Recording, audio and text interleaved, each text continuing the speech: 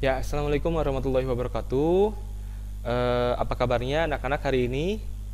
Baik ya? Ya, mudah-mudahan selalu sehat dan baik-baik saja. Eh, Sebelumnya mungkin perkenalkan dulu, nama Bapak Muhammad Agung Prayogo MPD. Bapak di sini sebagai guru matematika, mengajar kelas 11 IPA 6, IPA 7, IPS 1, IPS 2, dan IPS 3 untuk tahun ini ya, untuk 1 tahun ke depan. Nah, sekian saja mungkin perkenalannya. Lanjut langsung ke materi ya. Materi kita untuk hari ini itu adalah program linier. Program linier melanjutkan materi sebelumnya yang sudah dibahas oleh Bu Yayah. Program linier ini untuk yang hari ini adalah untuk cara menyelesaikan permasalahan dalam program linier. Itu yang bisa kita temui dalam kehidupan sehari-hari ya, tentang program linier. Bagaimana caranya? Kalau kita bahas ya melalui PPT ini. Cara menyelesaikan program linier. Pertama, membuat model matematika kendala dan fungsi tujuan dari permasalahan program linier. Yang pertama ini adalah materi prasyarat yang sudah pernah kalian dapatkan dari Bu Yayah ya, tentang model matematika. Dan yang kedua yaitu menggambar daerah himpunan penyelesaian dari kendala-kendala permasalahan atau sistem ketidaksamaannya. Ini juga sama materi yang kalian dapatkan dari Bu Yayah kemarin ya. Yang ketiga, menentukan nilai optimum, yaitu maksimum atau minimum, tergantung dengan soalnya ya, bagaimana dia mintanya. Yaitu dengan cara apa? Dengan cara pertama uji titik sudut, yang kedua uji titik sudut itu bisa cara yang pertama, cara yang kedua bisa garis lidik gitu ya. Nah, uji titik sudut ini yang pertama itu kita menentukan titik-titik sudut dari daerah penyelesaian. Jadi ketika kalian sudah menggambar daerah himpunan penyelesaian, kalian harus mengetahui titik-titik sudutnya gitu ya. Lalu ketika kalian sudah mengetahui titik-titik sudutnya, koordinatnya, itu substitusikan setiap titik sudut atau titik pojok ke fungsi objektif atau fungsi tujuan gitu ya. Nah, lalu yang ketiga, membandingkan nilai-nilai fungsi tujuan tersebut. Jadi ketika sudah substitusi, hasilnya berapa tuh fungsi tujuannya. Nah, kita cari mana yang maksimum atau mana yang minimum, seperti itu. Untuk lebih jelasnya, kita langsung ke permasalahan atau contoh soal berikut. Contoh soal, perhatikan masalah yang kedua ini. Ada PT Lasin, perusahaan atau pengembang perumahan di daerah pemukiman baru. PT tersebut memiliki lahan atau tanah seluas 12.000 meter persegi dan akan atau mempunyai rencana membangun dua tipe rumah, yaitu tipe rumah mawar yang luasnya 120 meter persegi dan tipe melati dengan luas 80 meter persegi. Nah, jumlah rumah ini yang akan dibangunnya itu tidak lebih dari 140 unit, gitu ya. Dan pengembangnya itu akan merancang laba tiap-tiap tipe rumahnya itu, labanya itu 2 juta untuk tipe mawar dan 1.500.000 untuk tipe melati ya. Nah, pertanyaannya adalah berapa banyak rumah tipe mawar dan rumah tipe melati yang bisa dibangun sehingga PT Lasin itu mendapatkan laba yang maksimal gitu ya. Jadi kira-kira berapa banyak nih yang kedua rumah itu tipenya yang bisa dibangun biar dapat hasil yang paling untung gitu ya. Nah, kita lihat langkah pertama itu tadi apa? Kita membuat model matematika kendalanya ya. Kita coba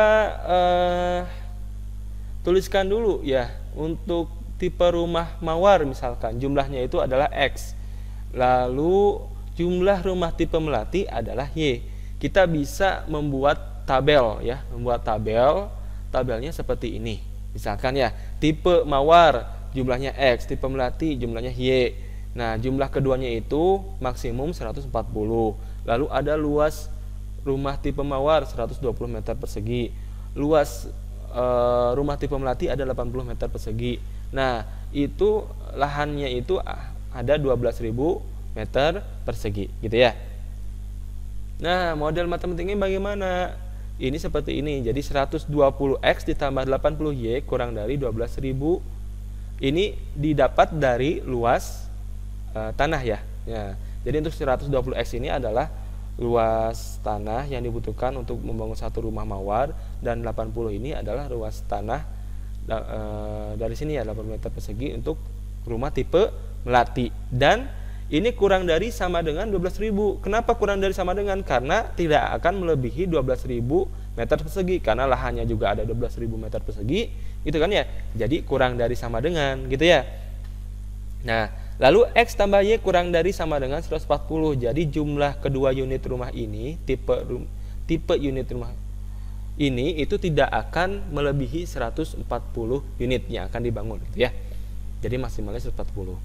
X sudah pasti lebih besar daripada 0, Y sudah pasti lebih besar daripada 0, karena semua rumah pasti bakal dibangun ya.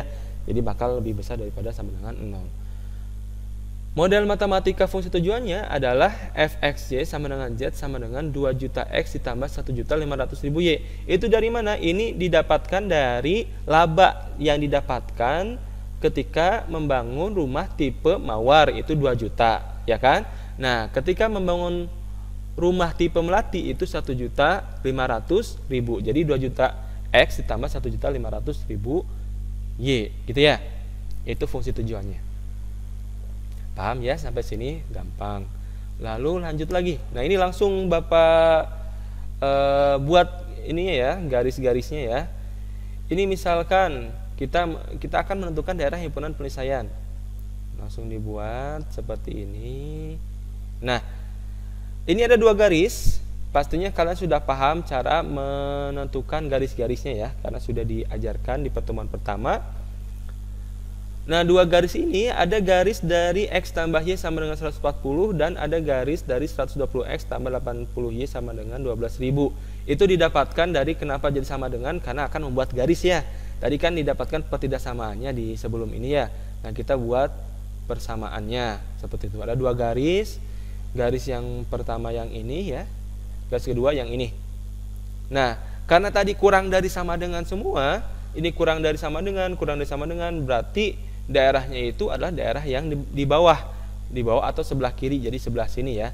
Dan X-nya lebih besar daripada 0, jadi ke atas ke sini, Y-nya lebih besar daripada 0, jadi ke kanan seperti ini. Jadi DHP-nya itu yang ini, daerah himpunan penyelesaian yang ini ya, yang tidak diarsir ya, yang putih ini gitu. Nah, kalian harus perhatikan tadi apa, diperhatikan apanya? Titik sudutnya gitu ya. Karena kan kita akan menggunakan metode uji coba titik sudut gitu ya. Jadi titik sudut dari daerah himpunan penyelesaian ini ada A, ada B, ada C, dan ada D. Nah, kita tentukan koordinatnya di sini. D di sini koordinatnya apa? 0,0 ya. 0,0 sudah pasti di sini mah ya. Yang A di sini apa? Ini garisnya garis yang mana sih? Kira-kira ini garisnya itu yang garis yang ini X tambah Y sama dengan 140. Nah, di sini koordinatnya berapa? Kita tentukan dulu. Ini kan titik potong sumbu Y ya. Di sini kan titik potong sumbu Y. Berarti yang 0 itu adalah X-nya. X-nya 0, berarti Y-nya berapa? Ketika X-nya 0, Y-nya 140. Berarti koordinatnya di sini adalah 0,140 titik A itu ya. Titik B akan kita cari titik potongnya ya, titik potong dari kedua garis ini. Lalu titik C itu koordinatnya, karena di titik potong sumbu X berarti Y yang 0, berarti 120X sama dengan 12.000, X nya itu adalah 100 ya. Jadi Y nya 0, X nya 100, berarti titik koordinatnya C itu 100,0 gitu ya. Nah, kita mendapatkan titik C, D, dan A. Yang A itu tadi kita tuliskan saja di sini ya. Yang A itu tadi di sini. Oke, yang A itu tadi di sini itu 0,140 ya, 0,140. Yang C di sini itu 120,0 ya, sedangkan D-nya 0,0. B kita akan cari setelah ini. Langkah ketiga di sini, tentukan dahulu koordinat titik sudut yang merupakan titik potong antara garis 120X tambah 80Y sama dengan 12.000 dan garis X tambah Y sama dengan 140. Nah, ini titik potong yang B tadi ya. Titik potong yang B, kita cari X sama Y-nya. Pakai metode apa? Metode eliminasi substitusi yang biasa kalian lakukan lah ya. Waktu SMP sudah pernah. Nah, ini yang kita pakai eliminasi terlebih dahulu, berarti kita mau eliminasi apa di sini? Y ya, kita alihkan Y misalkan, berarti kan koefisiennya kita samakan 80 dan 80. Ya ini berarti dikali 80, satu persamaan ini. Dikali 80 jadi 80X ditambah 80Y sama dengan 11.200. Lalu kita apakan? Eliminasi yang Y ya. Eliminasi yang Y. Nah, sehingga didapatkan 40X, ini kan 120X dikurang 80X, sehingga didapatkan 40X. 80Y dikurang 80Y jadi habis gitu ya. 12.000 dikurang 11.200 jadi 800. Sehingga X-nya berapa? 800 bagi 40 jadi 20. Nah, X-nya 20 kita tinggal masukin saja ke persamaan yang mana? Yang kedua aja yang paling gampang ya. Jadi kita substitusi gitu ya. Nah, substitusi X sama dengan 20 ke persamaan kedua ya, yang ini ya. Diperoleh berarti berapa? 20 tambah Y sama dengan 140, sehingga didapatkan Y-nya berapa? 140 dikurangi 20 jadi 120 isi Y-nya. Jadi titik B-nya itu adalah 20,120 seperti itu. Lanjut. Nah, lalu ini langkah keempat ya. Langkah keempat ini adalah menghitung nilai fungsi tujuan dari Z. Fungsi tujuannya itu kan 2 juta X ditambah 1.500.000 Y untuk titik A, B, dan C ya. Ini maksudnya untuk titik A dan B dan C. Untuk nilainya gitu ya. Fungsi tujuannya kan 2 juta X ditambah 1.500.000 Y. Nah, titik A, B, C yang kita tadi sudah cari, kita masukkan ke fungsi tujuan. Nah, kenapa yang D nggak ada? Ya nggak ada karena D mah 0,0, nggak perlu dicari. Karena kan ini, kalau masukin jadi 0 ya, tidak perlu gitu ya. Nah, untuk yang titik A 0,140 jadi X-nya 0, Y-nya 140, didapatkan Z-nya berapa ketika dimasukin ke sini? 210 juta. Ketika titik B tadi 20,120, X-nya 20, Y-nya 120, dimasukin 2 juta ke 20 ditambah 1 juta kali 120, didapatkan hasilnya 220 juta. Yang C bagaimana? 100,0, X-nya 100, Y-nya 0.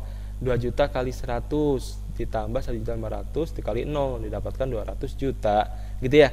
Nah, dilihat dari sini nilai dari fungsi tujuan ini yang paling gede yang mana? Yang ini ya, yang titik B ini, yang ketika titik B dimasukin ternyata paling gede nih fungsi tujuannya. Berarti ini nilai maksimumnya. Ini nilai maksimumnya.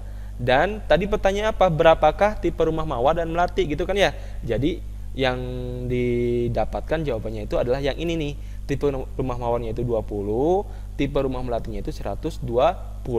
Nah, kita lihat gini ya. Nah, jadi kita bisa menyimpulkan dari tabel di atas bahwa PT Lasin akan mendapatkan laba maksimum jika rumah tipe mawarnya itu 20 unit dan tipe melatinya itu 20 unit.